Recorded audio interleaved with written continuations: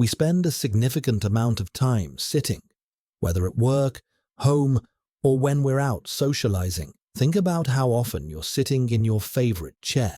But here's the thing, it's not just about the time spent. What's more interesting is the why behind the choice of where you sit. A chair is not just a tool for comfort. It's a symbol, a reflection of who we are, of how we see ourselves in the world.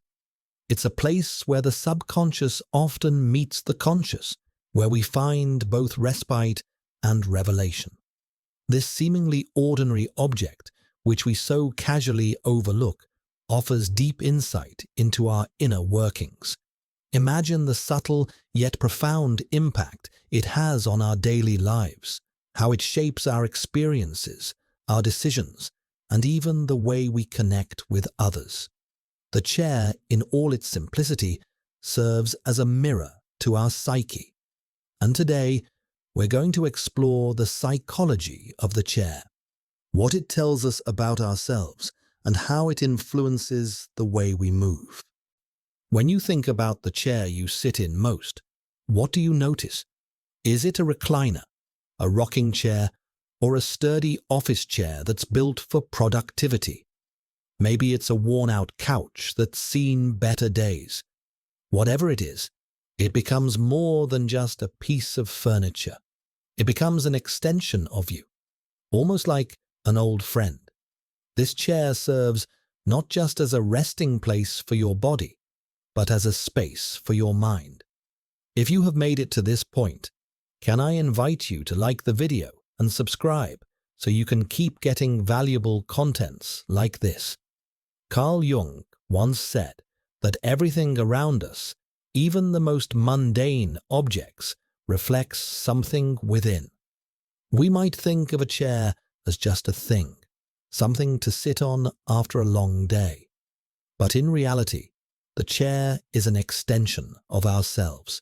It's the space we claim, the territory where we stop moving, where we retreat from the world. Every time you choose a chair, you're making a decision about who you are at that moment. You're deciding whether you need comfort, whether you need control, or maybe even whether you need to hide.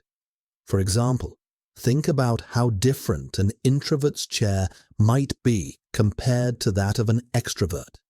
An introvert might choose a quiet, secluded chair in the corner, perhaps one that's cushioned and allows them to retreat inward, protecting themselves from the external noise of the world. The extrovert, on the other hand, may gravitate toward a more central position, one that invites interaction and visibility. This simple choice reveals the way each person interacts with the world and their need for social connection or solitude. When you sit down, you're not just parking your body, you're asserting your presence. There's a dynamic between comfort and control, vulnerability and power that's expressed through our posture. Think about the way you arrange yourself in a chair. Are you slouched, relaxed, as if you've let go of the day's tensions? Or are you sitting upright, perhaps rigid, as though every inch of your being is holding itself together in defiance of the chaos? That's the will to control manifesting in the chair. It's a microcosm of how we try to assert ourselves in a world that feels unpredictable and often outside of our control. And this brings us to something Friedrich Nietzsche wrote about, the will to power. In his philosophy, Nietzsche proposed that everything we do stems from the desire to assert control over our lives and environment. Life, for him, was an ongoing struggle for self-assertion. When we sit in a chair, we make a choice about how we want to navigate that struggle. Are we leaning back, letting go of the world's demands, or are we holding ourselves upright, ready for whatever comes next? Our choice of chair and the way we sit in it is a small but significant act of asserting power, of claiming a space in the world. But not all chairs represent power. Some of them, like that worn-out armchair you might retreat to after a long day, symbolize vulnerability. There's an undeniable sense of safety in a familiar chair, one that has been with you through thick and thin. When you sit in it, you let down your guard. It's in these moments of stillness that we're able to reflect on our day, our lives, and even confront our most profound fears.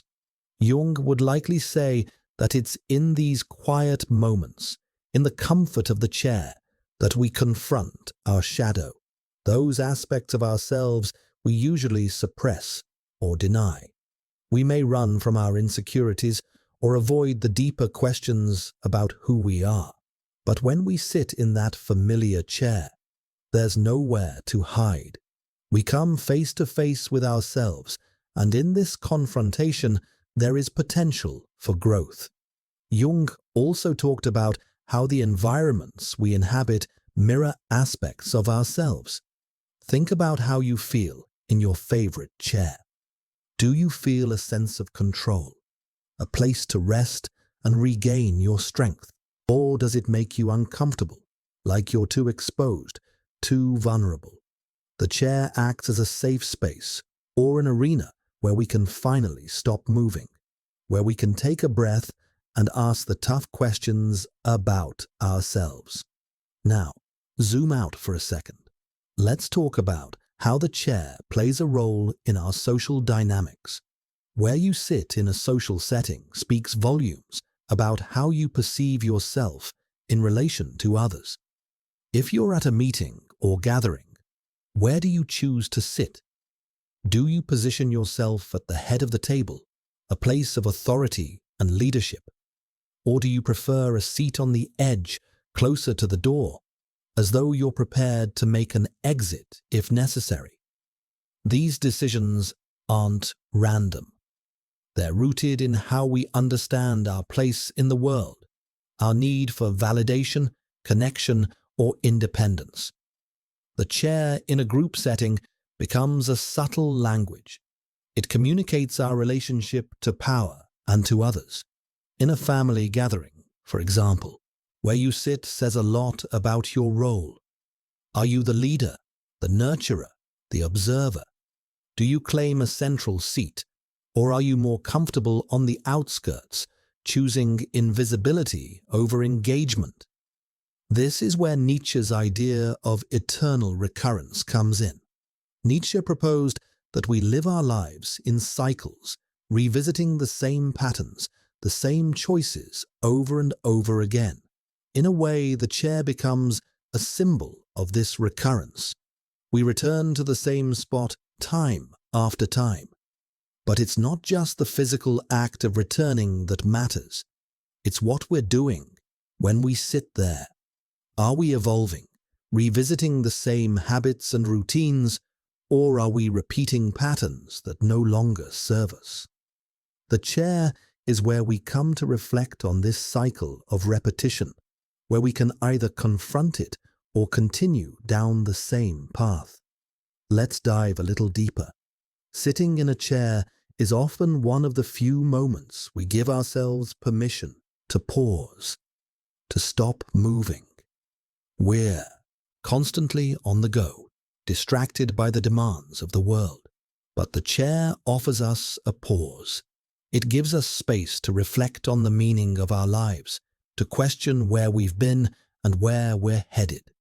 Philosophers like Jean-Paul Sartre might call this moment an existential pause, a brief but profound break from the rush of life where we confront our own existence, our place in the world.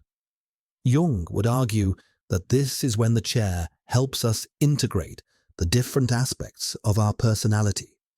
When we sit quietly, we allow the subconscious to emerge, often revealing hidden truths or unacknowledged emotions. In the stillness of the chair, we can begin to understand parts of ourselves that we might otherwise avoid. And it's here, in the quiet of a chair, that we find something deeply philosophical. The chair in its simplest form, offers us the space to be with ourselves. It's where we can step away from the noise and engage in a dialogue with our own thoughts. It's where we question, what do I want? What am I afraid of? What is the purpose of my life? The chair isn't just where we sit, it's where we face the hard questions and sometimes find the answers. So, the next time you sit in your favorite chair, don't just sink into it absent-mindedly. Take a moment to notice what that chair represents. Does it symbolize comfort, control, vulnerability, or power? Is it a safe space where you confront your inner world? Or is it a seat of authority where you assert your presence? The chair, in all its simplicity, is more than just a tool for rest. It's a metaphor for life itself. It's a place where we confront our shadows, affirm our identities, and reflect on the cyclical nature of existence. The chair may seem like a simple object, but when we take the time to reflect on our relationship with it, we begin to see that it holds the power to reveal the deepest aspects of who we are. So, the next time you sit, think about the space you're occupying, the power you're asserting, and the reflection you're creating in that chair. Because in that quiet, seemingly ordinary moment, you may just uncover something profound about your own place in the world.